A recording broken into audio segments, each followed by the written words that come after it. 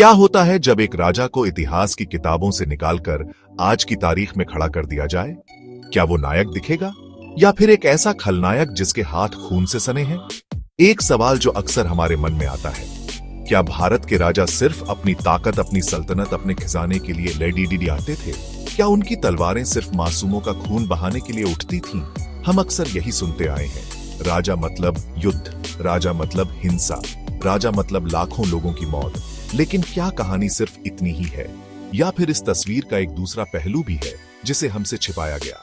आज हम आपको एक ऐसी ही कहानी सुनाएंगे, एक ऐसे राजा की कहानी जिसने समंदर पर राज किया, जिसकी ताकत के आगे दुनिया झुकती थी, लेकिन उसकी कहानी में हिंसा से बड़ा एक मकसद छिपा था। चलिए समय में थोड़ा पीछे चलते हैं। आज से करीब 1000 साल पहले, साल है 1025। दक्षिण भारत में चोल साम्राज्य का सूरज अपनी पूरी बुलंदी पर चमक रहा है और इस सल्तनत के बादशाह है राजेंद्र चोल। ये नाम सुनते ही दिमाग में क्या आता है? एक भव्य दरबार, सोने से लदे मंत्री, एक ताकतवर राजा।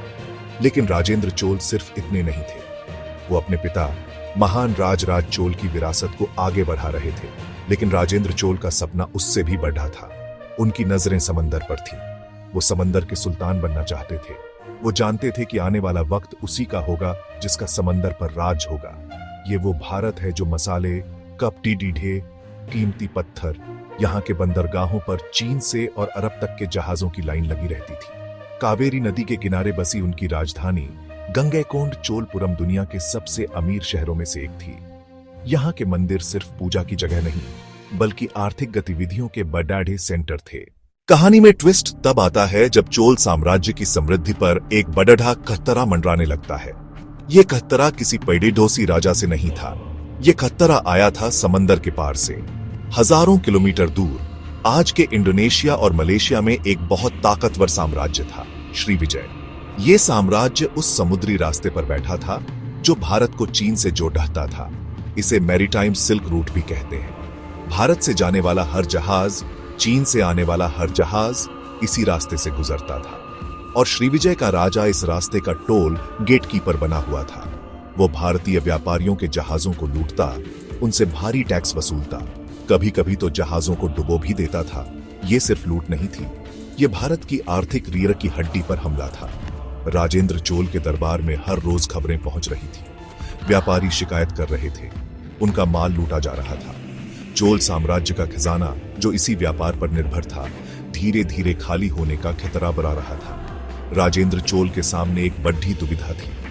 वो चाहें तो इस खतरे को नजरअंदाज कर सकते थे, लेकिन श्रीविजय कोई छोटा मोटा राज्य नहीं था। उससे लड़ डहाना मतलब था एक बहुत बड़ा जुआ खेलना।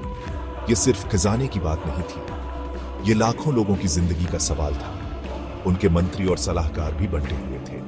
कुछ कहते थे कि यह बहुत जोखिम है, कुछ कहते थे कि अगर आज चुप बैठ गए तो कल कोई भी आंख दिखाएगा।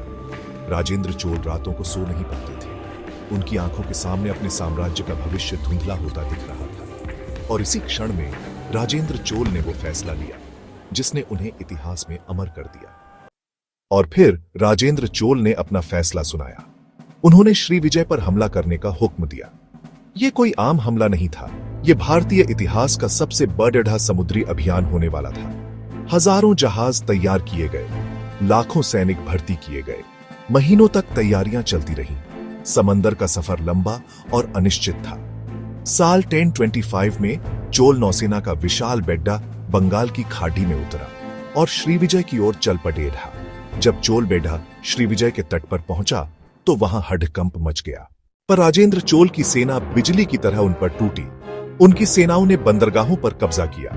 उनकी राजधानी कदारम, आज का केदाह, को घेर लिया गया। आसमान में तीरों की बारिश हो रही थी। समंदर का पानी जहाजों के टकराने और सैनिकों की चीखों से लाल हो गया था। चोल सैनिक किसी भूखे शेर की तरह लड़ेच रहे थे। उनके मन में अपने व्यापारियों पर हुए जुल्म का बदला लेने की आग जल रही थी। राजेंद्र चोल ने जासूसों से कमजोरियां पहचानी। उन्होंने श्रीविजय की नौसेना को छोटे छोटे हिस्सों में लड़ने पर मजबूर किया और एक एक करके उन्हें हरा दिया। श्रीविजय का राजा संग्राम विजय तुंगवर्मन पकड़ ढा गया। उसका खजाना लूट लिया गया। चोल सेना ने श्रीविजय की कमर तोड़ कर रख दी, पर उन्होंने वहां अपना कब्जा नहीं जमाया। एक ऐसा राजा गद्दी पर बिठाया जो चोलों के अधीन रहे। भारतीय व्यापारियों की सुरक्षा की गारंटी दी गई और चोल बेढ़ा विजय के साथ घर लौटा। इस जीत ने मलाका स्ट्रेट भारत के लिए खोल दिया। अगले 100 सालों तक इस रास्ते पर चोलों का दबदबा रहा। चोल साम्राज्य अपनी समृद्धि के चरम पर पहुंच गया। यह राजेंद्र चोल की दूरदर्शिता और हिम्मत का नतीजा था। श्रीविजय की जीत से पहले ही राजेंद्र चोल ने एक और कारनामा कर दिखाया था। उन्होंने उत्तर भारत पर एक विशाल सैन्य अभियान चलाया। उनका मकसद दिल्ली या कन्नौज पर कब्जा करना नहीं था।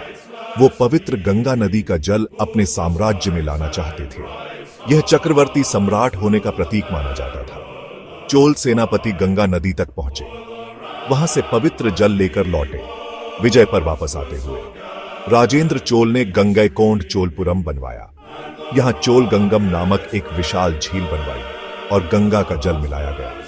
यह मंदिर सिर्फ पत्थर और गारे का ढांचा नहीं है। इसकी दीवारें, मूर्तियां, हर पत्थर उस महान राजा की जीत और विजन की गवाही देता है। इसका 180 फीट ऊंचा विमान जैसे राजेंद्र चोल की महत्वाकांक्षाएं आसमान छू रही थी। पर खासियत इसकी कला में है। यहां के मंदिर सिर्फ पूजा की जगह नहीं, बल्कि स्कूल, अस्पताल, धर्मशाला और आर्थिक केंद्र थे। मंदिर समाज के विकास का इंजन था। इस मंदिर को बनाने में उन राज्यों से लाए गए संसाधनों का भी इस्तेमाल किया गया, पर यह हराया हुआ राज्यों को भी काम में शामिल करने जैसा था। यह मंदिर सिर्फ जीत का स्मारक नहीं, बल्कि एकीकृत साम्राज्य का प्रतीक था। यह बताता है कि हिंसा उनके लिए अंत नहीं, बल्कि एक नए निर्माण की शुरुआत थी। अब कहानी के उस मोड़ पर आते हैं जो सबसे ज्यादा चौंकाने वाला है।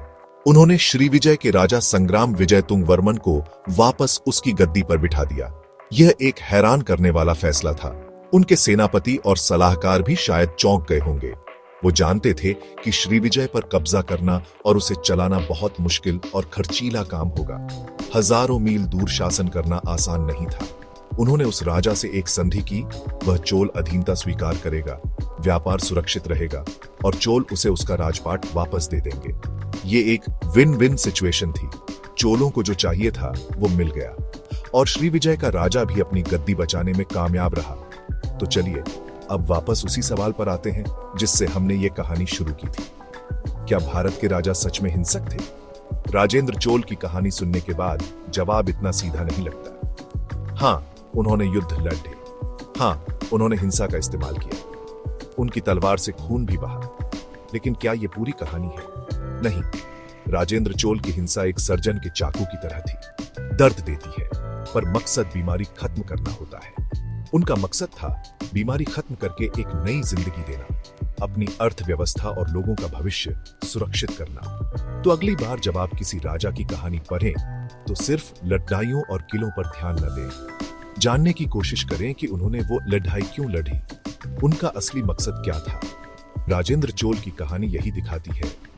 हिंसा, कूटनीति, निर्माण सब साथ चलते हैं। सच्चाई अक्सर ज्यादा जटिल होती है,